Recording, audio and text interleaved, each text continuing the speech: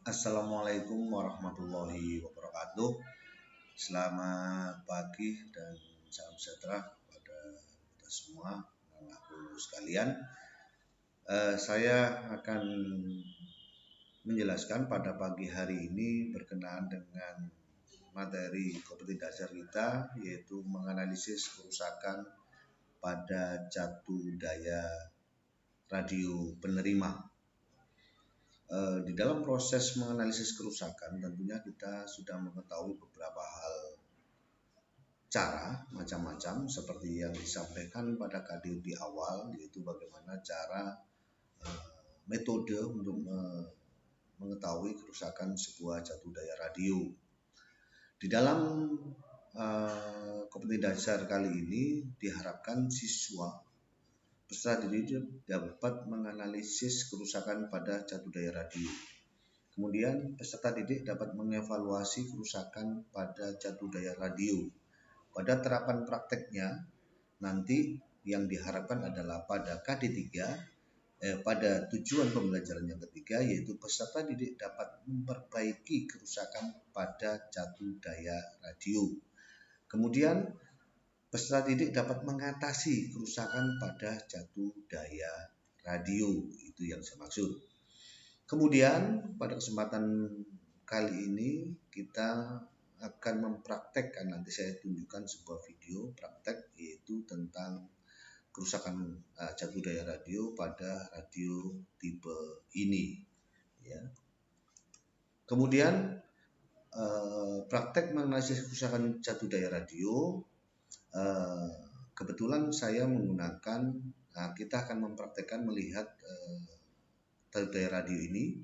Ini sudah saya buka, saya foto, bentuknya cukup singkat, jelas. Nanti kita bisa akan menganalisis di sini tentang kerusakan dari mana sampai di mana untuk menganalisis sebuah kerusakan catu daya radio.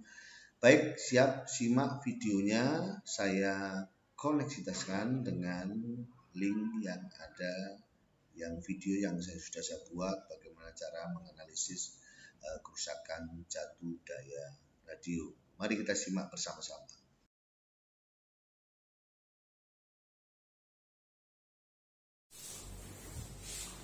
Baik, kita mempraktekkan bagaimana menganalisis kerusakan catu daya radio ini. Ya, kita coba kerusakan catu daya radio ini. Di dalam menganalisis kerusakan catu daya, otomatis indikasinya sebuah radio ini tidak nyala. Ya, tidak nyala. Yang pertama adalah indikatornya saja tidak nyala, apalagi bunyi. Ya, tidak bunyi, tidak ada bunyi. Indikator radio baterainya juga nggak nyala. Cara ngecek di awal adalah kita cek, karena radio ini menggunakan sebuah listrik, maka kita ngetes kabelnya dulu. Kabelnya ini putus atau tidak. Jadi kita cek ini kabelnya putus atau tidak. Cara ngeceknya adalah kita menggunakan banyak cara sebenarnya, tapi yang paling efektif adalah menggunakan avometer atau multimeter. Ya, ini kita coba. Cara ngeceknya adalah kita tempelkan satu steker satu dengan kabel yang lainnya. Kita akan ngecek apakah masih terhubung atau tidak. Nah, ternyata masih terhubung. Kemudian kita hubung satunya harus tidak terhubung. Karena terhubung ini namanya hubungan singkat.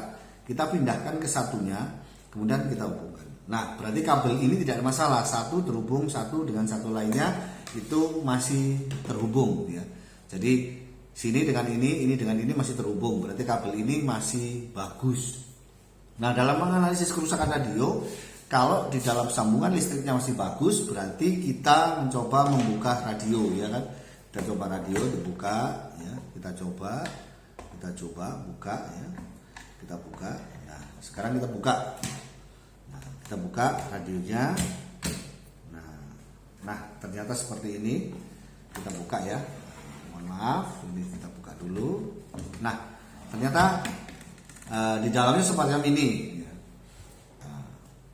Dalam menganalisis catu daya radio adalah kita lihat, kalau misalkan kita memperbaiki catu daya, karena radio ini menggunakan dua sumber, bisa baterai, bisa listrik, maka di dalam konektornya AC ini pasti ada terdapat saklar. Ya, kalau hubungan positifnya langsung ke rangkaian, kemudian negatifnya masuk ke konektornya colokan listrik ini ya. Kalau colokan listrik ini dimasukkan, maka hubungan antara baterai itu diputuskan oleh sebuah saklar yang ada di colokan ini ya. Itu negatifnya dapat kabel hijau, kemudian kalau kondisi tidak tertancap soket steker listriknya, maka hijau dengan merah dia terhubung singkat. Kita buktikan dulu hijau terhubung singkat ya. Nah, ini coba bisa diperhatikan. Nah, ini diperhatikan, maka dia terhubung singkat. Nah, berarti nyambung kalau kita pakai baterai. Berarti saklarnya tidak ada masalah. Tapi pada saat kita menggunakan steker ini dimasukkan di colok, maka dia tidak akan terhubung. Nah, dia akan terhubung. Jadi radio ini tidak akan bisa tersuplai oleh dua power atau dua tenaga dari baterai atau listrik. Jadi bisa memilih sendiri. Ya, kalau kita ngecek harus seperti itu, sumbernya dari baterai atau dari listrik. Nah, kalau ini dari listrik berarti memutus antara merah dan hijau, kabel merah dan hijau atau kabel baterai yang menghubung ke rangkaian ini. Karena kalau ke rangkaian ini tadi langsung masuk ke daerahnya sini, ke power supply-nya ya, power supply rangkaian ini. Kemudian kita ngecek lagi, kalau kita pakai listrik berarti pakai adaptor, pakai trafo. Trafo ini ada dua kumparan, yaitu kumparan primer dan kumparan sekunder. Kalau baterainya ini 3, berarti keluaran di sini ya bisa kita estimasi keluarannya adalah 4,5 volt untuk nyapli. Output dari trafo ini masih AC. Karena apa? Di sini power fungsinya trafo ini adalah menurunkan tegangan. Dari tegangan arus bolak-balik 220 volt diturunkan menjadi 4,5 volt. Nah, di trafo ini sendiri kalau terlalu lama ditancapkan, tidak dicabut dan sebagainya, kemungkinan saja maka dia terjadi panas. Kemungkinan ada rusak di daerah trafo ini, di daerah terprimer biasanya, kawatnya lebih kecil. Bagaimana cara ngeceknya? Kita bisa ngecek langsung. Kalau memang terputus, ya, misalkan trafo ini rusak, terbakar gitu, putus, maka kita bisa ngeceknya dari sini. Kita langsung aja pada saat tertancap kita hubung kaki satu dengan kaki lainnya, tinggal AVO. Kalau ini terhubung berarti kumparan ini belum putus. Nah, ini masih terhubung ya. Coba diperhatikan ini, saya tempelkan berarti terhubung. Otomatis berarti mulai kabel AC sampai kabel yang menuju ke trafo sampai dengan trafonya itu tidak terbakar. Ya, trafonya tidak terbakar. Kemudian daerah sekundernya kita juga bisa ukur atau kita cabut ya, kita ukur masih. Nah, berarti kalau terhubung semacam ini berarti kumparan di dalam sekundernya tidak rusak ya, tidak terbakar karena sekundernya. Nah, kemudian otomatis dari tegangan 220 masuk di sini, kemudian masuk diturunkan 4,5 volt, kemudian masuk di namanya penyearah. Ini menggunakan penyearah jembatan supaya dia menjadi full wave ya kan. Kalau misalkan ini kabelnya 3, ada center tap-nya, ada CT-nya, mungkin dia cukup menggunakan full wave dengan 2 dioda. Tapi karena dia 0 dengan tegangan 4,5, maka dia menggunakan sistem jembatan. Nah, kita bisa ukur kalau kita nyalakan semacam ini, otomatis tegangannya kalau kita bisa ukur di sini, kita lihat ya posisinya pada AC, karena ini hanya kecil sekitar di bawah 10 volt, kita bisa menggunakan batas ukur skalanya 10 volt. Coba diperhatikan ini 10 volt ya. 10 volt AC, maka kita ukur di sini. Keluarnya berapa? Oh, maaf. Kok mati? Bentar.